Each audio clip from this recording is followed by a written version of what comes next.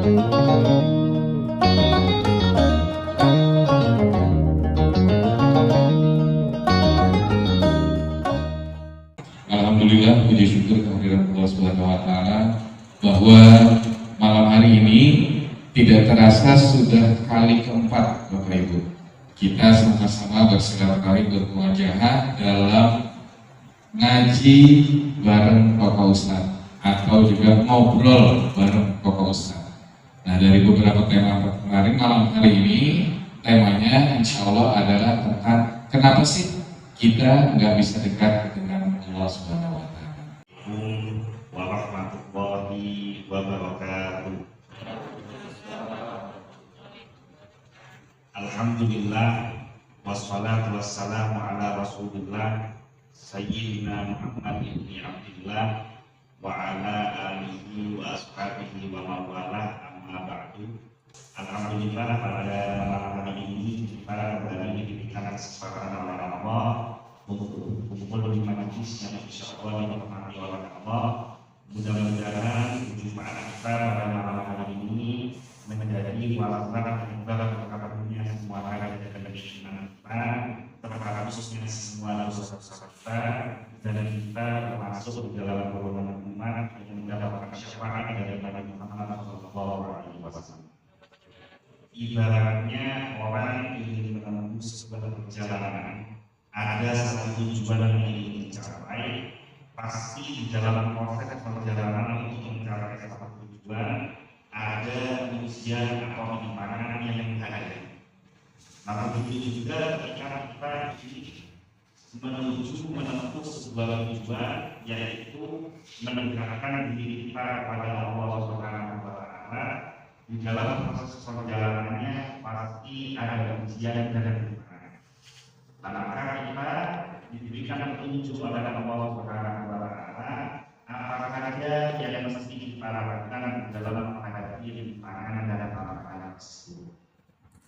Di dalam sebuah kitab yang masyhur di kalangan pondok pesantren sendiri kaji, nama kitabnya Ihya Ulumuddin, muallifnya Imam Ghazali. Beliau menyampaikan ada 3 hal yang menyebabkan kita itu tidak bisa dekat sama Allah. Ada 3 hal yang membuat kita itu jauh sama Allah. Yang pertama, yang membuat kita jauh dari Allah, tidak bisa dekat dari Allah, adalah kecintaan kita yang terlalu berlebihan pada urusan dunia.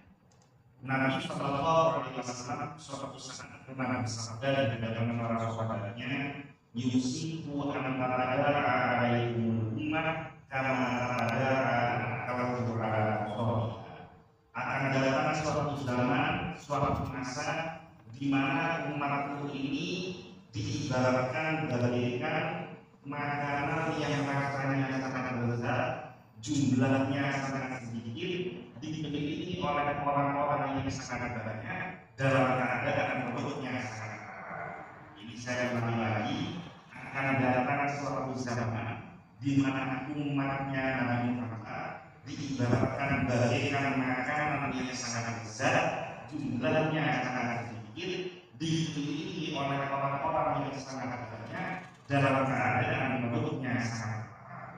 Ini mengerikan atau tidak?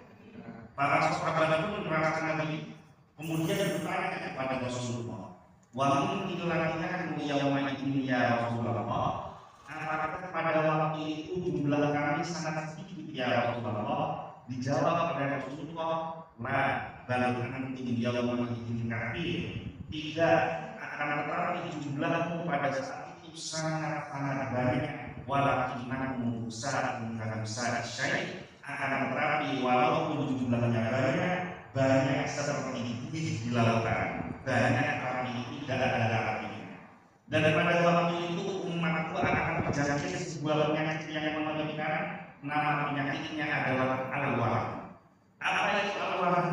Al-wahan itu adalah hubbu dunia wa karahiyatul maut. Cinta pada dunia berlebihan menyebabkan takut kepada kematian.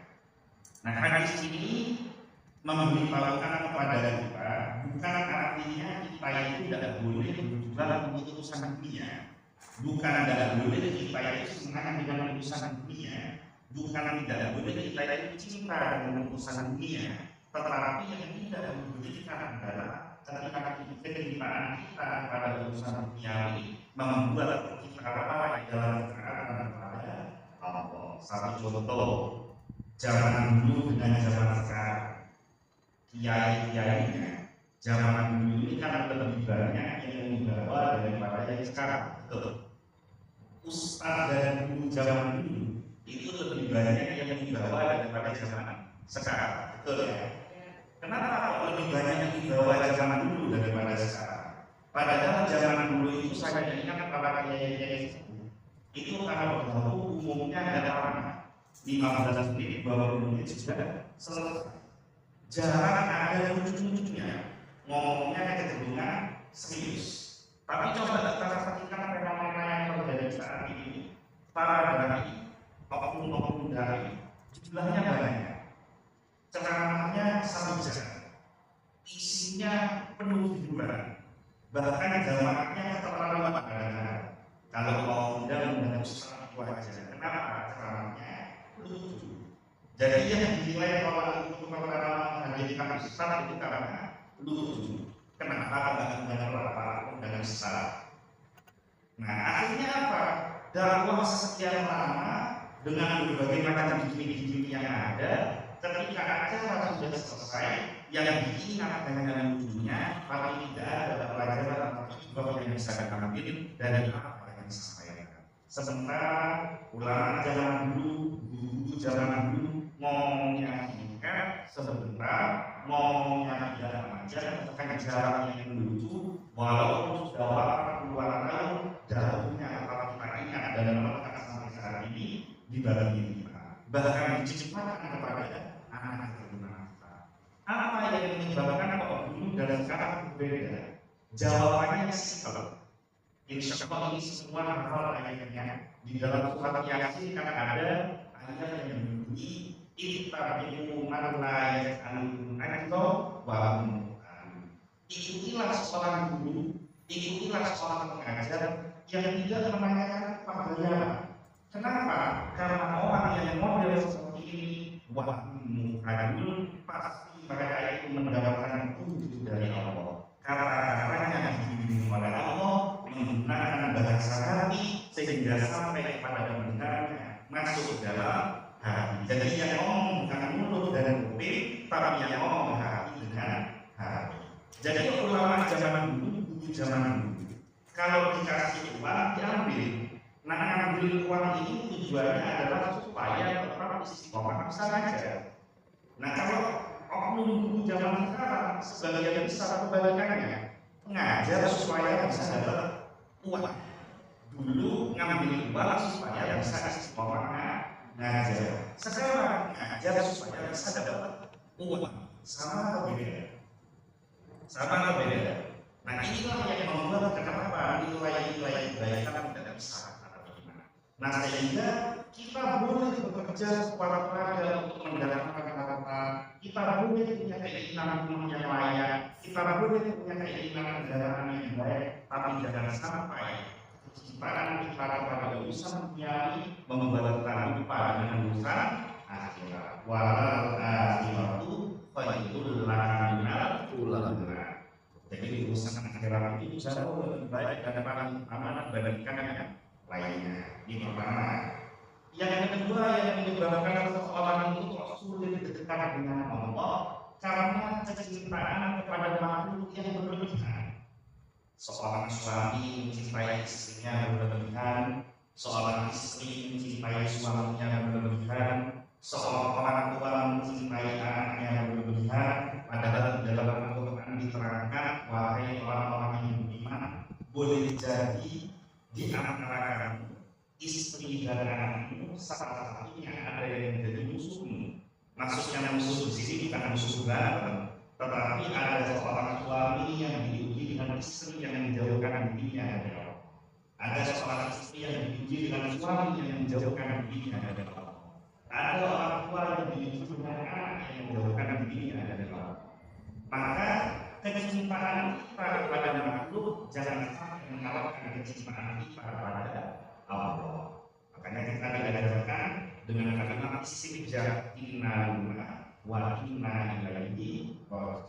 Semuanya milik Allah dan semuanya akan kembali kepada Allah. Kita tidak boleh terpengaruh dengan makhluk, tapi sebisa mungkin kita mempengaruhi makhluk yang ada di sekeliling kita.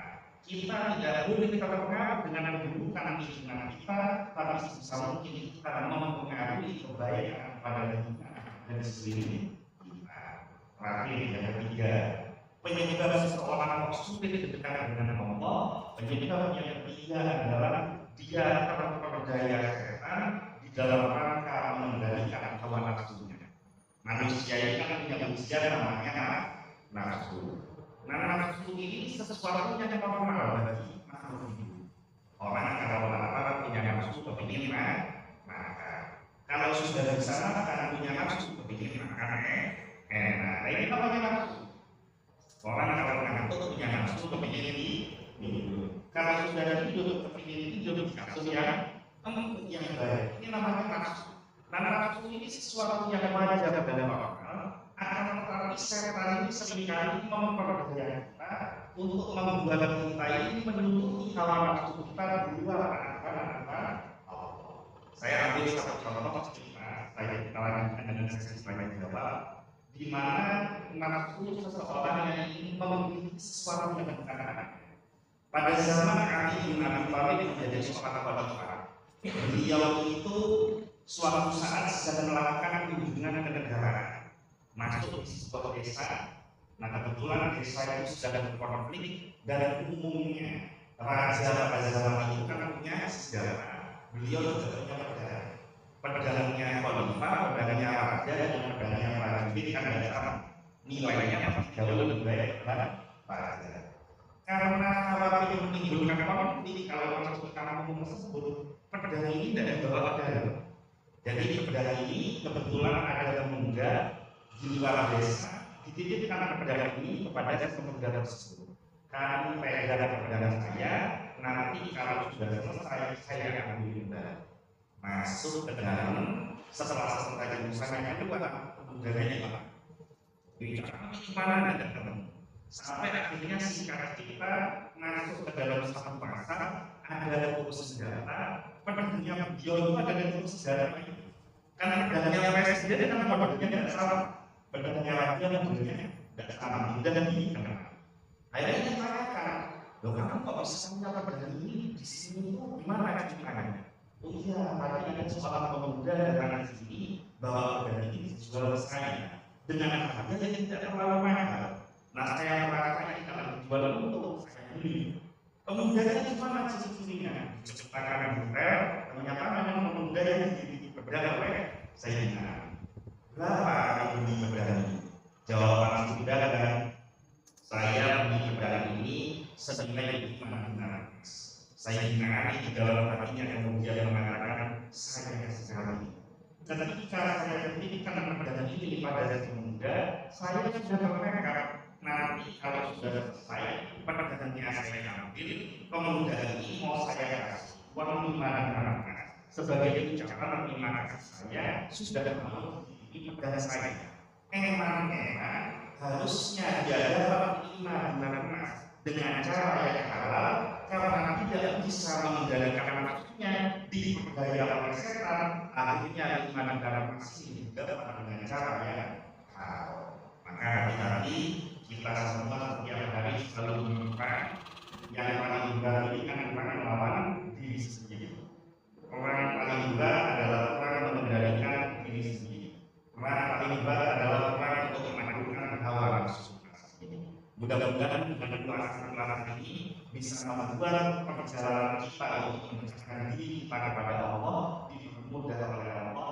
Jangan sampai kecintaan kita pada urusan dunia menghalangi kecintaan kita kepada Allah.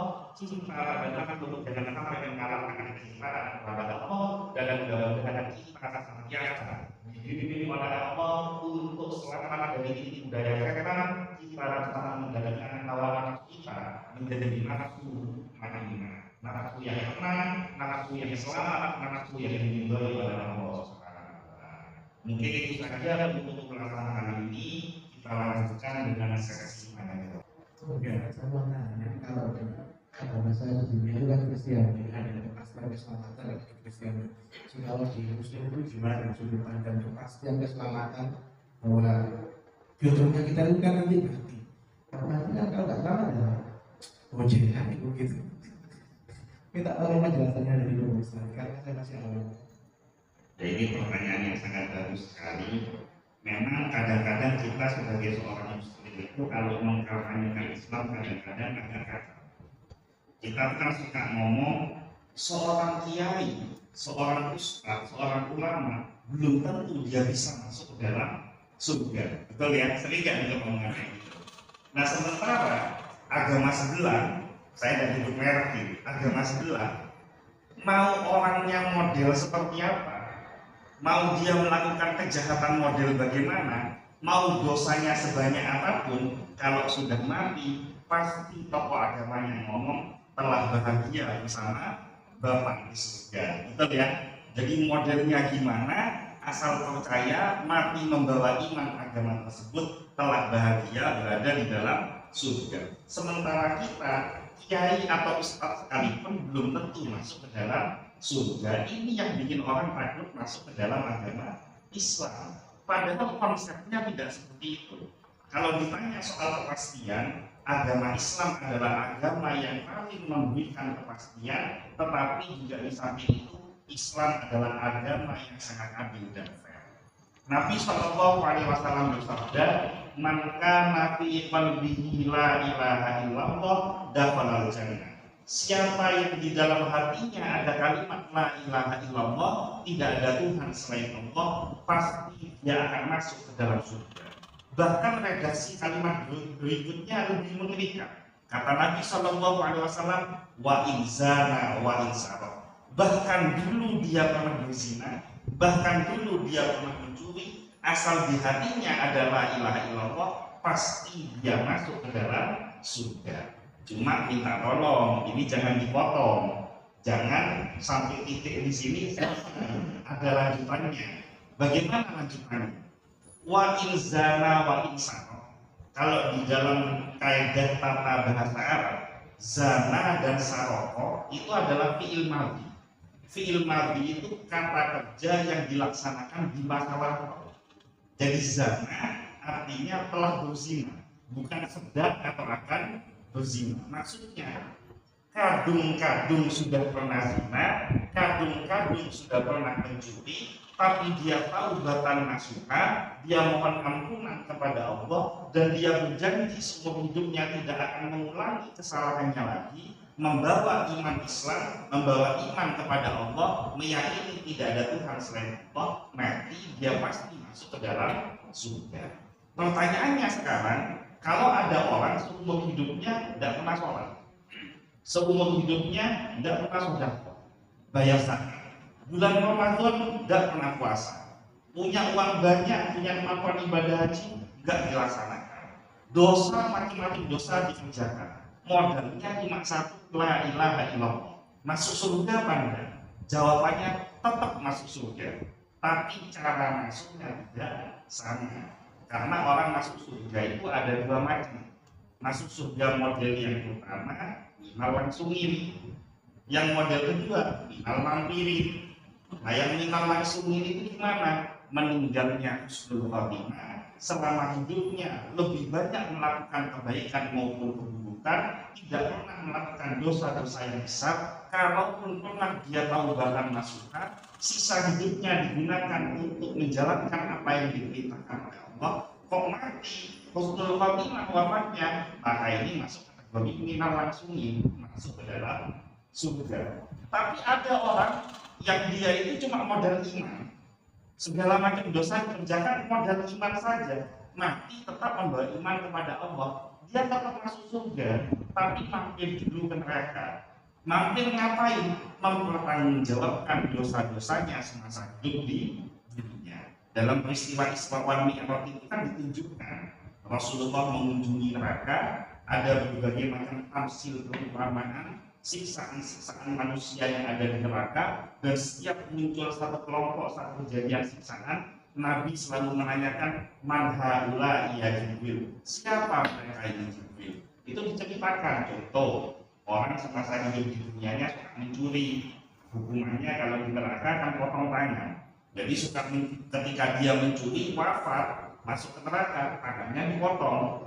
Habis dipotong, tumbuh lagi tangannya, potong lagi, tumbuh lagi, potong lagi. Kapan berhenti? Dosa mencurinya sudah bersih, kembali seperti jasad yang utuh, maka dimasukkan ke dalam surga dalam keadaan sudah bersih dari dosa-dosa. Jadi kalau ditanya di Islam pasti nggak masuk surga, pasti. Asal iman kepada Allah, asal iman kepada Rasulullah, pasti masuk ke dalam surga. Cuma masalahnya kita masuk melewat jalur yang mana? Mau minal langsungin atau minal mampirin? Mau langsung masuk ke surga atau mampir-mampir dulu ke neraka? Ya. Kalau boleh saya yang tanya Ustaz. Jadi yang tadi salah satu yang Ustaz bilang, kenapa sih kita nggak bisa dekat dengan Allah? Itu salah satunya adalah cinta terhadap makhluk bahwa yang lainnya mungkin berlebihan.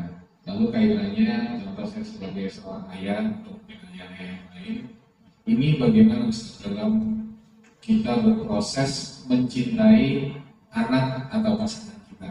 Kadang kita kan harus istilahnya ada yang kerja sampai mati-matian, pergi gelap, pulang gelap untuk anak ini dan lain sebagainya. Itu kalau seperti itu apakah tepat atau kurang tepat atau bahkan mungkin salah? Ya, terima kasih Ustaz. Orang tua yang cerdas adalah orang tua yang memikirkan keselamatan dunia dan akhirat anaknya. Suami yang cerdas adalah suami yang mengupayakan keselamatan dunia dan akhirat istrinya. Bagaimana kita bekerja banting tulang, pergi pagi pulang petang. Oh, itu lebih parah lagi, pergi pagi pulang pagi, sampai anaknya ketika ketemu papanya tidak manggil papa, ganti manggil dari saking lamanya tidak ketemu. Itu bagaimana? Boleh. Orang tua mau bekerja sekeras apapun demi anaknya dibolehkan, tapi kewajiban pendidikan keagamaan itu tetap menjadi tanggung jawab kedua orang tuanya. Kalau orang tua tidak sanggup mendidik agama anaknya, antarkan kepada ustadz, antarkan kepada kiai, antarkan ke taman pendidikan Quran, antarkan ke madrasah, antarkan ke pesantren. Ustadz, kiai, saya punya anak, saya kepingin anak saya jadi anak yang solid dan solihah, tapi saya ilmunya kurang, waktunya kurang, kemampuannya kurang, saya tidak bisa mendidik. Maka saya pasrahkan anak ini solih dan solihahnya, saya pasrahkan ke jenengan, saya mohon bantuan dan bimbingan dari jenengan. Jadi artinya apa? Ada upaya dari orang tua supaya anak ini akidahnya terjaga, pengetahuan keagamaannya terjaga, ditanamkan pendidikan akidah akhlak mulai dari kecil. Orang tua yang cinta pada anaknya bukan orang tua yang hanya memberikan uang sebanyak apapun yang dia mampu. Orang tua yang cinta pada anaknya bukan orang tua yang mampu membelikan kendaraan terbaik untuk anaknya. Tapi orang tua yang baik, orang tua yang hebat adalah orang tua yang memikirkan keselamatan dunia dan akhirat untuk anaknya. Jadi tidak apa mau bekerja keras apapun. Anaknya itu terletak di mana dan yang bertanggung jawab itu sebenarnya bagaimana? Gimana? Ya, pertanyaan pertama, ketika dua orang tua sedang bertengkar saling menyalahkan di hadapan anaknya, betul atau tidak? Saya ingin mengambil satu sabda Nabi yang berbunyi kullu mauludin yuladu alal fitrah. Setiap bayi yang dilahirkan itu semuanya dalam keadaan suci, bersih, bagaikan kertas putih. Yang namanya kertas putih itu tergantung orang tuanya mau nulisnya bagaimana. Yang harus dipahami, anak itu punya kemampuan mencontoh yang sangat luar biasa. Anak punya kemampuan meniru yang sangat hebat. Kalau kita kepingin anak kita kata-katanya lemah lembut dan sopan santun, maka orang tua tidak boleh mencontohkan dengan kata-kata yang tidak baik. Si suami mengatakan istrinya dengan kata yang tidak sepantasnya, istri menjawab menimpali dengan kata-kata yang tidak sepantasnya, Anak mendengar, akhirnya ditiru, dipraktekkan ke temannya, dipraktekkan ke orang lain. Apalagi kalau sampai terjadi kekerasan, suami sampai mukul istrinya di hadapan anaknya, maka itu sama dengan mengajari anaknya untuk melakukan hal yang serupa. Jadi hati-hati, tingkah laku tindak tanduk orang tua sangat berpengaruh kepada kebiasaan anak. Adalah ketika Allah mengumumkan sudah tidak ada lagi kematian setelah ini, kekalah siapapun yang ada di neraka, kekalah siapapun yang ada di surga. Zaman Nabi Shallallahu Alaihi Wasallam di Madinah, beliau itu kan menghadapi masyarakat yang bermacam-macam kultur dan agama. Ada golongan penduduk setempat dari suku Aus dan suku Khazraj yang menganut agama nenek moyang, ada sebagian besar orang Yahudi dan sebagian kecil orang Nasrani. Nah, orang Yahudi dan Nasrani ini kan punya kitabnya masing-masing. Yahudi punya kitab Taurat, Nasrani punya kitab Injil. Dan kitab-kitab ini sudah bukan kitab yang murni lagi pada zaman ini, karena sudah ada campur tangan manusia di sini. Nah, di dalam kitab-kitab itu kan memang kitab suci itu umumnya ada kisah, termasuk Al-Quran ini kan 2/3 isinya cerita. Tujuannya supaya kita mengambil ibrah dari cerita tersebut.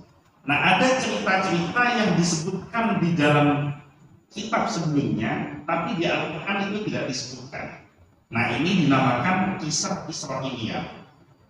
Cerita ini bisa betul, bisa keliru. Contoh, kalau di dalam Islam itu pernah dengar cerita Nabi Yusuf ya. Di dalam Al-Quran itu kan diceritakan Nabi Yusuf itu digoda oleh seorang wanita istri dari pembesar Mesir. Betul ya? Itu coba cari di Al-Quran maupun di hadis, tidak ada satu keterangan pun siapa nama wanita itu. Itu tidak ada. Di Al-Quran hanya disebutkan seorang wanita istri dari pembesar Mesir. Nama wanitanya siapa? Tidak ada. Di hadis tidak disebutkan.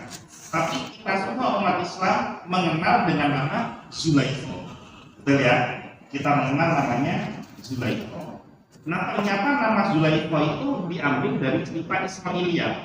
Jadi penjelasan orang Yahudi dan Nasrani pada zaman itu diambil dari kitab mereka. Nah, kitab ini kan bisa benar bisa keliru, karena kan sudah tidak dijamin keautentikannya. Beda dengan Al-Quran. Kalau Al-Quran Allah sudah memberikan garansi, inna nahnu nazzalna dzikra wa inna lahu lahafidun. Sesungguhnya aku yang menurunkan Al-Quran dan aku sendiri yang akan menjaga Al-Quran tersebut. Nah, pertanyaannya sekarang, boleh nggak kita mengambil cerita, meyakini sebuah cerita yang bersumber dari kisah Israiliyah? Jawabannya boleh, selama tidak ada unsur kecacatan di dalam cerita tersebut. Kita meyakini wanita itu namanya Zulaikha, boleh. Kenapa? Karena toh ceritanya kan memang di dalam Al-Quran diterangkan memang dia menggoda Nabi Yusuf, dan di akhirnya kan diyakini bahwa Zulaikha bertobat dan akhirnya beliau menjadi istrinya Nabi Yusuf. Itu nggak masalah. Makanya kalau dengar kiai doa nikah yang mau pakai Israiliyah, itu doanya pasti Allahumma alif bainahuma kama alafta baina Adam wa Hawa. Allahumma alif bainahuma kama alafta baina Yusuf wa Zulaikha. Disebut nama Yusuf dan Zulaikhanya. Tapi yang tidak mau pakai Israiliyah, Yusuf Zulaikhanya tidak disebut. Jadi Adam Hawa, Ibrahim Sarah, Nabi Muhammad SAW dan Khadijah. Nah, menyangkut mengenai cerita Israiliyah yang berkaitan dengan malaikat maut yang disembelih, ini tidak perlu kita imani pertama. Karena kenapa? Karena kalau dalam kitab Daqaiqul Akbar yang menerangkan tentang peristiwa detik-detik menjelang kiamat, itu ada beberapa hadis sahih yang menceritakan bahwa nanti itu ketika semua umat yang ada di dunia ini, semua makhluk yang ada di dunia ini mati, yang tersisa itu tinggal dua. Jadi setelah semua makhluk ciptaan Allah, yang belum mati itu tinggal dua. Yang pertama Israfil, yang kedua Israil. Kan Israfil yang niup trompet. Begitu trompetnya ditiup, semua makhluk mati, Israfilnya nggak ikut mati. Jadi yang tersisa tinggal dua. Nah, setelah dua ini tersisa, Israfilnya nyawanya dicabut oleh Israil. Karena memang yang punya hak lisensi untuk mencabut nyawa makhluk itu adalah Israfil. Jadi termasuk Israfil, termasuk Jibril, Mikail, semua malaikat-malaikat Allah yang nyabut nyawanya bukan Israfil. Nah, khusus Israfil ini nyawanya dicabut oleh Allah. Nah, setelah Israfil nyawanya dicabut oleh Allah, semua makhluk ciptaan Allah tidak ada satupun yang hidup hanya Allah, la ilaha illallah, hayyun la yamutu abadan. Allah tidak ada Tuhan selain Dia. Allah adalah Tuhan yang maha hidup, tidak pernah mengalami kematian selama-lamanya. Jadi seperti itu kalau cerita yang dipahami dari Al-Quran maupun As-Sunnah. Tapi kalau cerita yang disembelih itu bisa Israiliyat dan menurut saya tidak perlu untuk diyakini. Maka apapun perintahnya wajib ditaati. Tapi kalau perintahnya untuk durhaka kepada Allah itu tidak boleh ditaati. Pergi ke pengajian itu bukan perintah yang mutlak. Jadi ketika suami melarang nggak boleh pergi pengajian, maka ibu jangan berangkat ke pengajian. Kenapa? Karena dengan ibu berangkat ke pengajian, setiap langkah kaki ibu itu akan mendatangkan murka dari Allah karena suaminya tidak ridho. Kan kalau udah ngaji tetap tidak dosa, tidak datang ke pengajian tetap tidak dosa. Tapi kalau suami kamu nggak boleh sholat, nah ini harus dilawan dengan akhlak yang baik, diupayakan dengan akhlak yang baik. Jadi sekarang misalkan ada wanita kok tidak boleh datang ke pengajian, dituruti saja, itu sudah dapat pahala satu, yaitu pahala mau ngaji. Kan sekarang sudah zaman online, jadi ibu mau datang ke ngobrol bareng untuk Ustaz kok tidak boleh, ibu nggak usah datang nggak apa-apa, tinggal buka channel TikTok atau YouTube-nya Ustaz Micin Hai. Jangan lupa di like dan di subscribe. Demikian ya Bu. Oke, selanjutnya Ustaz Wi. Dari Bapak Ibu ada lagi? Curhat juga boleh Ustaz ya? Silakan. Tentang anak, tentang suami. Ada lagi dari Bapak? Enggak apa-apa.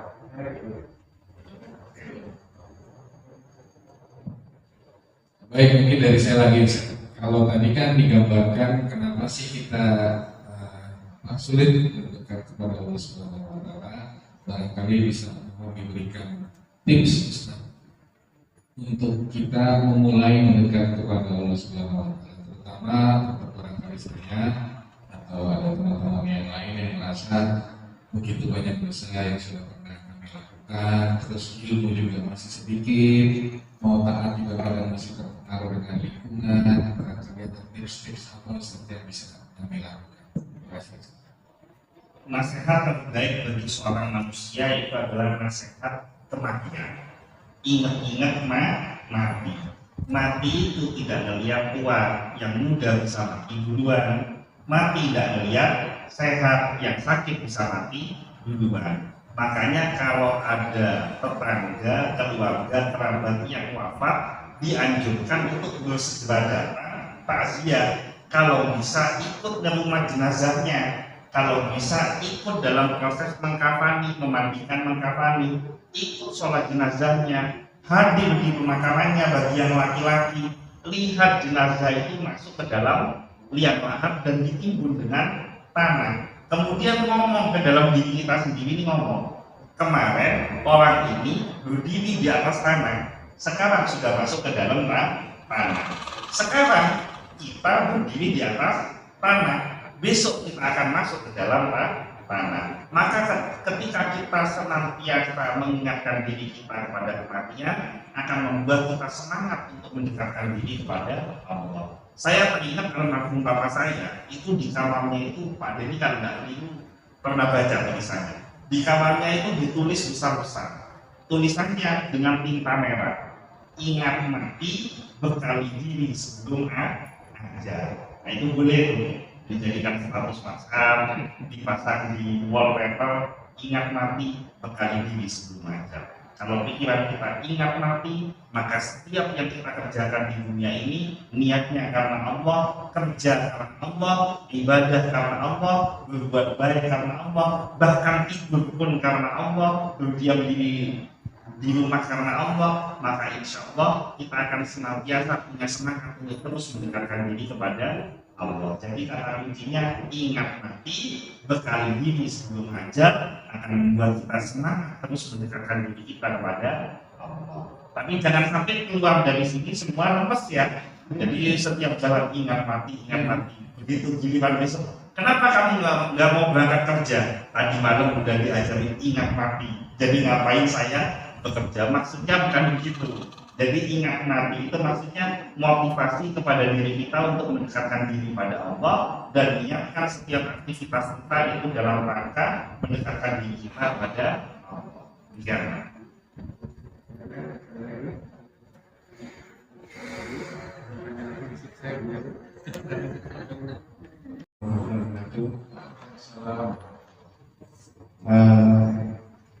Belakangan kan ada cerita ini ya, kasus zina Cirebon ya.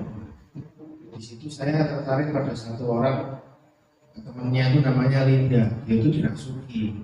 Terus dia bisa cerita gitu, kayak dia itu zina gitu. Ini kan nyambungnya ke jin-jin gitu ya. Ini kok jinnya bisa tahu ceritanya, kata keluarganya kan. Itu gaya bicaranya zina itu katanya gitu. Nah, padahal kan di Islam kalau nggak salah kan setelah meninggal ya selesai gitu. Itu jalan penjelasan, kalau penjelasan yang Ustaz gimana ya? Itu bohongan, saringan atau apakah habis selang 8 tahun tahu-tahu rasukan lagi gitu. Ada baru viral atau orang-orang merasukan ya kayak atau gimana gitu, jelas. Karangan Ibnu Qayyim al-Jauziyah diterangkan bahwa arwah itu ada dua. Ada arwahul mu'adzabah, ada arwahul mun'amah. Apa bedanya? Kalau ada orang hidup di dunia, kok dosanya lebih banyak daripada kebaikannya, maksiatnya lebih banyak daripada ketaatannya, terus matinya su'ul khotimah, dia meninggal, masuk ke alam kubur, maka dia masuk kategori arwahul mu'adzabah, arwah yang disiksa, mempertanggungjawabkan keburukan-keburukan, kejelekan-kejelekan yang dilakukan semasa hidupnya. Nah ini ibarat orang hidup di dunia, dia ini terpidana sudah masuk ke dalam penjara. Namanya masuk ke dalam penjara itu tidak bisa keluar. Jadi kalau ada orang melakukan keburukan wafat, masuk kategori arwahul mu'adzabah, itu dia tidak akan pernah bisa keluar dari alam barzakh. Nah, terus kok ada ini waktu hidupnya misalkan tukang mendung, tukang mabuk, waktu hidupnya tidak pernah sholat, durhaka sama orang tuanya, suka makan bukan haknya, tidak pernah menjaga keimanannya kepada Allah, wafatnya su'ul khotimah, masuk ke dalam alam kubur. Tahu-tahu beberapa waktu kemudian ada orang kerasukan, suaranya mirip, ciri-cirinya mirip, ceritanya sama dengan si orang yang sudah mati. Ini bukan kerasukan orang yang sudah mati ini. Ini kemasukan jin, namanya jin qori. Jadi kita semua ini yang hidup ini semua manusia itu ada jin namanya jin qori. Ini Al-Quran yang mengatakan. Nah jin qori itu adalah makhluk yang bentuk perwujudannya menyerupai kita dan dia menemani kita sepanjang hidup kita sehingga dia tahu apa yang terjadi ketika kita hidup. Jadi ini bukan arwahnya yang mati, tapi ini jin qori. Jadi tidak ada ceritanya, oh itu orang mati jadi hantu. Jadi apa kalau orang Jawa ngomong apa? Kalau orang Madura kan ini mati dicoba kan gitu, meninggal jadi hantu. Itu tidak ada. Jadi tidak ada orang meninggal bangkit jadi hantu. Itu jin qori. Nah kemudian kalau arwahul mun'amah bagaimana? Dia orang yang dekat pada Allah, melakukan kebaikan-kebaikan, istiqomah di dalam ketaatan. Kemudian dia semasa hidupnya mendapatkan karomah karena istiqomahnya. Wafat, maka dia masuk kategori arwahul mun'amah, arwah yang mendapatkan nikmat dari Allah. Nah, apa keistimewaan arwahul mun'amah ini? Arwahul mun'amah ini punya keistimewaan diberikan hak oleh Allah yang tadinya minal makani ilal makani wa ilal zaman wa minal zamani ilal zamani. Dia diberikan keistimewaan untuk berpindah dari satu tempat ke tempat yang lainnya dan berpindah dari satu dimensi ke dimensi yang lainnya. Contoh yang paling gampang dan yang paling mudah di antara sekian banyak contoh Arwahul Muna'amah. Ketika Nabi SAW Isra wal Mi'raj, semua Nabi itu kan sudah wafat kecuali Nabi Isa, betul ya? Kan Nabi ini kan sudah wafat. Rasulullah naik ke langit pertama ketemu Nabi Adam. Itu ketemu jasadnya atau ketemu rohnya? Ketemu jasad atau ketemu roh dengan Nabi Adam? Ketemu rohnya. Jasadnya kan dimakamkan di bumi. Ketika ketemu Nabi Musa, ketemu jasad, ketemu rohnya. Ketemu Nabi Ibrahim, ketemu rohnya. Maka roh tersebut tidak berada di alam barzah. Roh tersebut oleh Allah karena minan nabiin dari golongan para nabi, termasuk kategori Arwahul Muna'amah, dipindahkan oleh Allah di dimensi yang berbeda, bukan di alam barzah, tapi diletakkan di tempat yang lebih mulia, di lapisan langit-langit sesuai kehendak Allah. Ada lagi Nabi Idris, lebih luar biasa lagi. Nabi Idris belum mengalami kematian sampai saat ini. Tidak hanya rohnya, jasadnya sudah berada di dalam surga. Kan ceritanya itu kan beliau mengunjungi surga, dohiran wa batinan, kemudian waktunya turun ke dunia, alasan sama malaikat Jibril, sandal saya ketinggalan di dalam surga, mau saya ambil dulu sandalnya. Begitu masuk ke dalam surga, tidak mau keluar lagi. Akhirnya Allah berfirman kepada malaikat Jibril, sudah, itu hambaku yang saat itu tidak usah kamu paksa ke dunia, biar dia tetap berada di dalam surga. Nah itu namanya Arwahul Muna'amah. Jadi kalau yang cerita kasus Vina itu warna, kalau sampai kesurupan, oh ya rasanya itu jin korin, bukan yang bersangkutan lagi. Gitu ya. Ya. Assalamualaikum warahmatullahi wabarakatuh. Saya mau nanya, misalkan sekarang ada orang bekerja ada suatu perusahaan, terus perusahaan itu mungkin kalau sholat itu susah atau mungkin diharuskan makan bagi seperti kayak di restoran-restoran, itu kan melawan perintah-perintah Allah ya. Terus tapi kan mereka juga alasan gitu loh, ini kan untuk menafkahi keluarga, rezeki aku sementara dikasih di sini, kalau aku resign dari sini aku kan nganggur, kerjaan susah. Kan menafkahi keluarga juga merupakan suatu perintah juga. Saya pernah dengar itu ahli ibadah, tapi mereka menelantarkan keluarganya cuma sholat, terus itu juga nggak bisa masuk surga. Kalau orang biasa, tapi mereka bertanggung jawab terhadap keluarganya, itu yang bisa masuk surga. Ya, jadi yang pertama yang harus kita pegang itu ayat Al-Quran, wala talbisul haqqa bil batil. Jangan kita campur adukan antara yang hak dengan yang batil. Menafkahi keluarga kewajiban. Tidak boleh tidak seorang laki-laki tidak menafkahi keluarganya. Bahkan semua ulama sepakat kalau ada laki-laki sudah punya istri, punya anak dan mau bekerja itu dosa.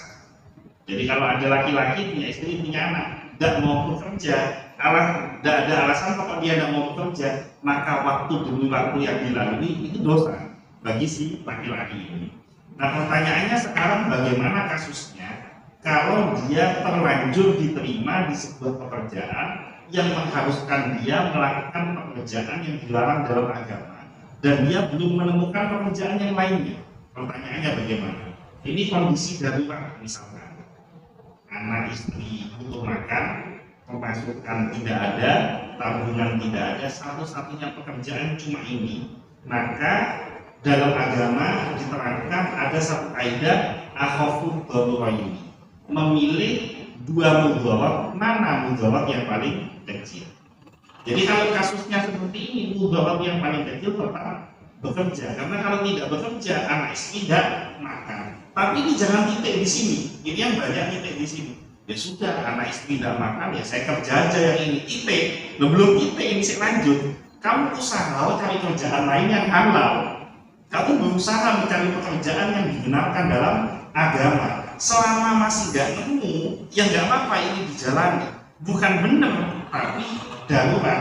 Boleh dikerjakan dalam kondisi darurat. Tapi harus usaha untuk cari kerjaan. Nggak boleh, ya wes karena nggak ada pilihan saya jalan ini, ya mari seterusnya ini di jalan no. Itu yang dosa. Tapi kalau dia ini tetap dikerjakan karena darurat, tapi saya mengerjakan, saya berusaha untuk mencari jalan keluar yang lain. Ketika ketemu pekerjaan yang halal, detik itu juga akan saya tinggalkan yang haram, itu dibolehkan. Nah kiasnya begini, tamsilnya, saya masuk ke tengah hutan, sudah seminggu nggak ketemu makanan, mau keluar dari hutan nggak ketemu, dalam jalan nggak bisa keluar. Saya punya penyakit asam lambungnya kronis. Kalau telat makan bisa membahayakan nyawa saya. Sudah 1 minggu saya terlambat makan, nggak makan sama sekali seminggu. Tidak menemukan makanan apapun kecuali ada 1 babi hutan. Nggak ketemu yang lainnya, cuma 1 babi ini. Nah ini kalau nggak saya makan saya akan mati. Betul ya?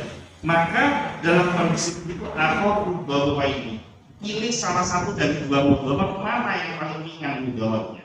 Maka kalau kondisinya mati atau makan babi, maka pilihannya boleh makan babi, tapi tidak merubah status keharaman babi tersebut. Jadi nggak boleh, oh ini sekarang halal, nggak boleh, tetap ini haram. Tapi karena darurat boleh dimakan. Umpama baru 1 gigitan belum ditelan, kok tahu-tahu ada ayam lewat, ini harus ditaruh di lepeng, nggak boleh ditelan, harus ganti makan ayam. Tapi kalau sampai ditelan sampai selesai kok nggak ketemu, ya Allah Maha memaafkan segala kesalahan umatnya, apalagi kesalahan yang dalam kondisi orang tersebut kepepet. Jadi jangan sampai bernyaman-nyaman di dalam pekerjaan yang tidak halal dengan alasan karena kepepet. Ini kan ada orang ya sudah tidak apa-apa, nyaman dikerjain karena kepepet alasannya, tapi dia nyaman. Kok di situ kok bilang kepepet, kok tetap kerja di situ sampai 20 tahun, itu bukan kepepet. Kepepet itu kerja 2 minggu, ketemu pekerjaan yang lain, dia pindah, begitu ya.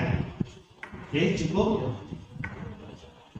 Ya, kita tutup dengan doa. Mudah-mudahan perjumpaan kita pada hari ini menjadi perjumpaan yang dirahmati oleh Allah. Ini seperti biasa karena pada malam hari ini ada Ustaz Haryono Om, maka saya minta beliau untuk bersama-sama memimpin doa.